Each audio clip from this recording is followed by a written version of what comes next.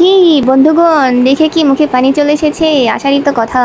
কোরবানি ঈদ চলে গেছে, আমি এসেছি গরুর মাংসের রেসিপি ভিডিও নিয়ে। যাই হোক, আজকে আপনাদেরকে দেখাবো কিভাবে একঘেয়েমি গরুর মাংস খেয়ে খেয়ে আপনাদের জিহ্বাতে আম, একদম কি হয়ে যায় জানি না। যাই হোক, আজকে আমি আপনাদেরকে দেখাবো কিভাবে আপনারা একদম মজা করে গরুর মাংসের কালা ভুনা বানাবেন। তো এদিকে আম্মু সব কিছু দিয়ে দিল, কি দিল কিছুই দেখতে পেলাম না। তো আপনারা তো দেখেছেন, ভালো করে বুঝতে পারবেন। এখানে এখন দিচ্ছে আদা রসুনের বাটা। তারপরে এই যে আমি কালা ভুনা নিয়ে নাচানাচি করছিলাম, তারপরে এখানে প্যাকেটটা ছিল, ওদিকে আম্মু দিচ্ছে লবণ। তারপরে আমি এদিকে প্যাকেটটা ছিঁড়তেছিলাম, ছিঁড়ে তারপরে এই যে মশলা পরিমাণ মতো দিয়ে দিলাম, কালা ভুনার মশলা রাঁধুনি। তারপরে দিয়ে দিব সয়া সস পরিমাণ মতো, দেখতেই পাচ্ছেন কতটুকু দিচ্ছি, আপনারাও দেখে শুনে দিবেন। যাই হোক, তারপরে এরপরে হচ্ছে দিয়েছিলাম টমেটো সস, এদিকে আম্মু দিচ্ছে গুঁড়ামরিচ, মানে দুই দিক থেকে কাজ চলতেছে আর কি। এরপরে দিল সরিষার তেল, এখানে কোনো সয়াবিন তেল দেওয়া যাবে না, সব দিতে হবে সরিষার তেল। এরপর আম্মু সুন্দর করে মাখিয়ে নিচ্ছে, দেখুন এখনই মনে হচ্ছে খেয়ে ফেলি। তো যাই হোক, এখন খাওয়া যাবে না, ভুলেও এখন আপনারা খাওয়ার চেষ্টা করবেন না। তো এই যে দেখুন, একদম লোভনীয়, ওয়াও। এটা এখন আমরা চুলো না, এর মধ্যে এখন পানি দিল আম্মু, পানি দিয়ে একটু মেখে নিল, বেশি পানি দেওয়া যাবে না বন্ধুগণ।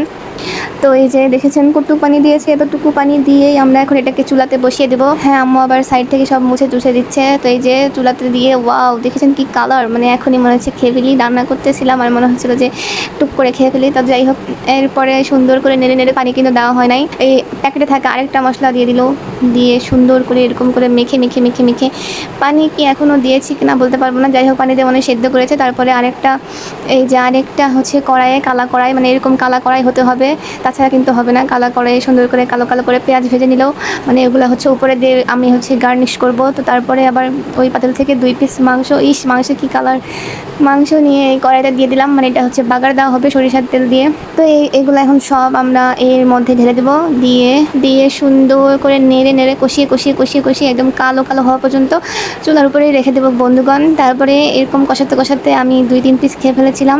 তো যাই হোক, আমার আম্মুর রেসিপিটা আপনাদের কাছে কেমন লেগেছে অবশ্যই কিন্তু কমেন্টে জানাতে ভুলবেন না। আর হ্যাঁ, এটা কিন্তু আমারও রেসিপি, মানে আমি অনেক হেল্প করেছি।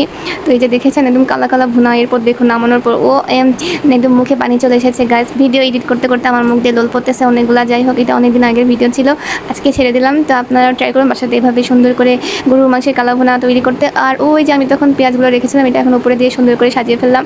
তো সাজিয়ে কী হবে, সব তো খেয়ে ফেলবো, তারপর আপনাদেরকে দেখানোর জন্য আর কি।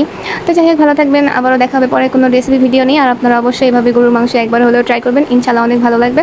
তো যাই হোক, টাটা, বাই বাই, আল্লাহ হাফিজ।